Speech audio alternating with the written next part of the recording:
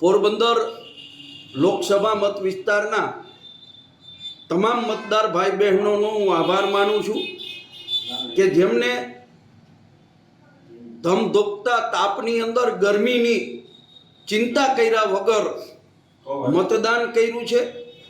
મારા સૌ કોંગ્રેસ પાર્ટીના કાર્યકર્તાઓ, કોંગ્રેસ પાર્ટીના આગેવાનોએ પણ સવારથી લઈ અને સાંજ સુધી મતદારોને વિનંતી કરી મતો નખાવવા માટેની જે મહેનત કરી છે એ સૌ કોંગ્રેસના આગેવાન કાર્યકર્તાઓ અને મતદાર ભાઈ બહેનોનો હું ખૂબ ખૂબ ખરા હૃદયપૂર્વક આભાર માનું છું। લલિતભાઈ, શું કહેશો? ભાજપ એવું કહી રહી છે કે 25માંથી 25 બેઠકો ઉપર ભાજપ કબજો મેળવી રહી છે, કોંગ્રેસ ખાતું પણ નહીં ખુલી શકે।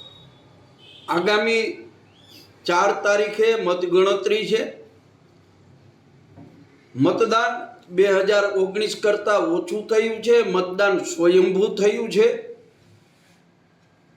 મતદારોની અંદર આક્રોશ હતો અને વાતો ગમે તેવી થઈ શકે, પણ હું દાવા સાથે કહું છું કે પોરબંદર લોકસભાની બેઠક ઉપર કોંગ્રેસ પાર્ટી જીતશે।